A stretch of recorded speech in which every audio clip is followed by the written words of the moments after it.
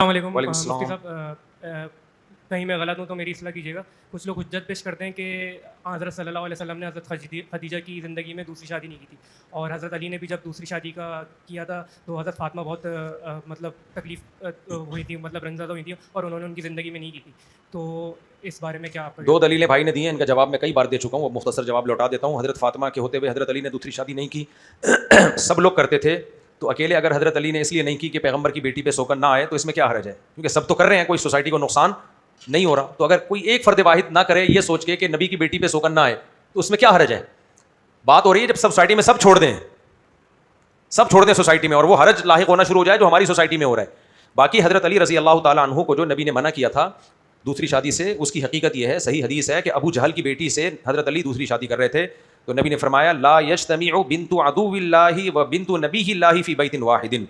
اللہ کے دشمن کی بیٹی اور نبی کی بیٹی ایک گھر میں جمع نہیں ہو سکتے. پھر آپ نے یہ بھی فرمایا واللہ لست احلل حراما ولا احرم حلالا. اللہ کی قسم میں نہ اللہ کے حرام کو حلال کر سکتا ہوں نہ حلال کو حرام کر سکتا ہوں.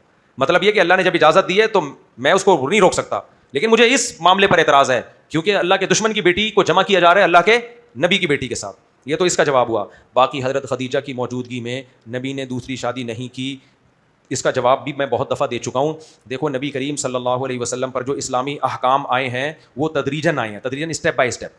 قرآن کہتا ہے وَوَجَدَكَ ضَالًّا فَهَدَىٰ، آپ شریعت سے بے خبر تھے، ہم نے آپ کو باخبر کر دیا. تو یہ باخبر ایک دم نہیں ہوا ہے، اسٹیپ بائی اسٹیپ. نماز فرض ہوئی، روزہ فرض ہوا، زکوٰۃ فرض ہوئی، تفصیلی احکام اس طرح سے. تو نبی صلی اللہ علیہ وسلم کی جو ابتدائی مکی زندگی تھی 13 سالہ زندگی، اس میں اسلامی احکام نازل نہیں ہوئے تھے، بہت کم نازل ہوئے تھے.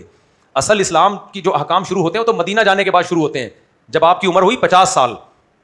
تو نبی نے جو 25 سال کی عمر میں شادی کی وہ بھی ہمارے لیے حجت نہیں ہے کیونکہ اس وقت آپ کو نبوت ملی نہیں تھی.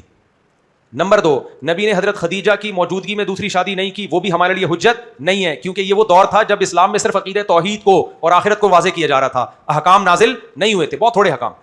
ہجرت کا وقت شروع ہوا ہے، 50 سال آپ کی عمر ہوئی ہے، اس وقت آپ نے ایک دم کئی شادیاں کی ہیں. یہ بتانے کے لیے کہ یہ جو میں زیادہ شادیاں کر رہا ہوں یہ عرب کے کلچر کی وجہ سے یا اپنی ذاتی چاہت کی وجہ سے نہیں، اللہ کے حکم کی وجہ سے کر رہا ہوں. کیونکہ اپنی چاہت کی وجہ سے کرتا تو جب کم عمر تھا اس وقت کرتا، اور زیادہ کرتا 50 سال کے بعد تو انسان میں نکاح کی خواہش کم ہونا شروع ہوتی ہے، اور آپ 50 سال میں زیادہ کر رہے ہیں. پہلے کرتے نا یہ کنفیوژن ہوتی جی، اس زمانے میں تو سب 10 کیا کرتے تھے، نبی نے بھی کر لی. تو جس زمانے میں 10 کر رہے تھے اس زمانے میں ایک کی ہے، جس عمر میں انسان ایک بھی کرتے ہوئے سوچ رہا ہوتا ہے اس زمانے میں 9 کی ہیں. یہ تو یہ بتانے کے لیے کہ خالصتاً اسلام کا حکم اس میں انوالو ہے، عرب کے کلچر کا اس سے کوئی تعلق نہیں ہے. نہیں آئی بات سمجھ میں؟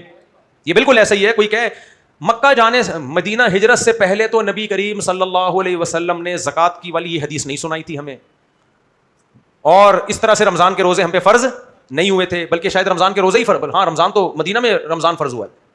تو نبی نے جو اتنی زندگی گزاری ہے وہ تو اس میں تو 10 محرم کا روزہ فرض تھا، تو ہم تو 10 محرم کا ہم کیا کہیں گے بھائی؟